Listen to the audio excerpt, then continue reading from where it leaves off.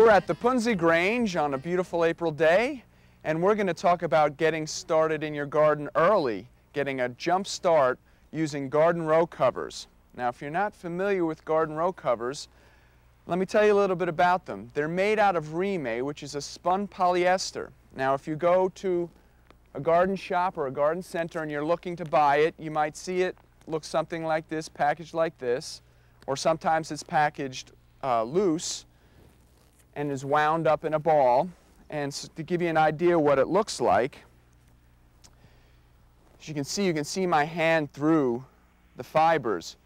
And since it's spun, it allows light to come through, as you can see my hand. It also allows water to get through, so you don't have to worry about water coming off it like you would with plastic.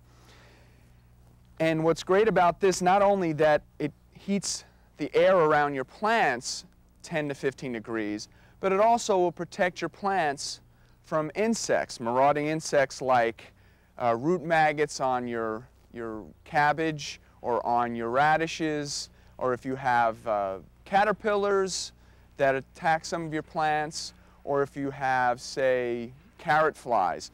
This will keep insects from getting to your plants. So it has double purpose. You can get earlier crops from it, or you can protect from insects.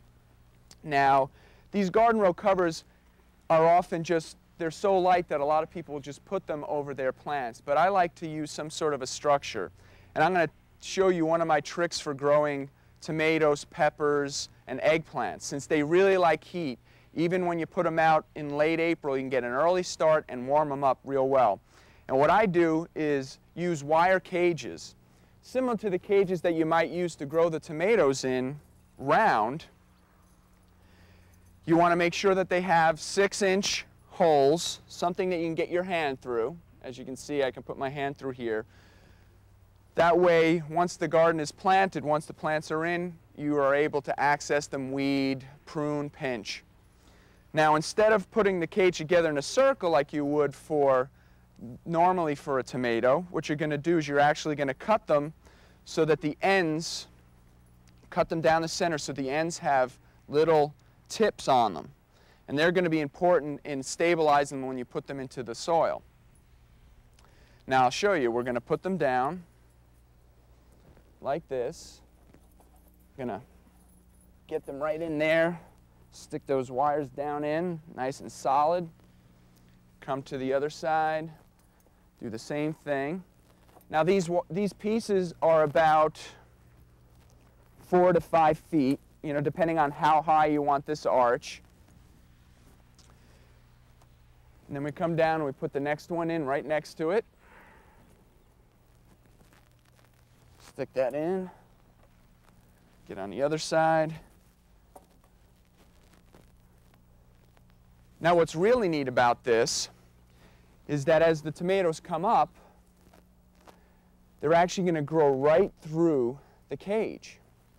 And as they grow right through the cage, you don't have to worry about supporting them because they'll come right up through the cage, grow out, come right over. And what you do is you just kind of pinch them. When they get a little too tall, just pinch them out. Now we're going to go back and we're going to get the Rime, or the garden row cover, and we're going to put it on. Now, a neat trick to get the garden row cover to stay is, as you can see, even on a day like today, it's fairly windy. In order to keep it from going away, we're going to use, that's right, clothespins. So just grab some clothespins, leave a little extra at the end so you can fold that under, and put some clothespins. Then we head down the row, and as you can see, those clothespins are holding even though we have a lot of wind. And now we'll go down to this end just to get it stabilized.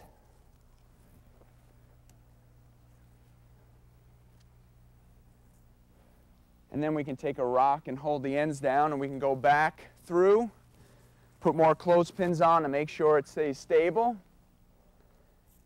And there you have it. You have a very nice garden row protected with heat, and you can start your vegetables early. Thanks. Live long and garden.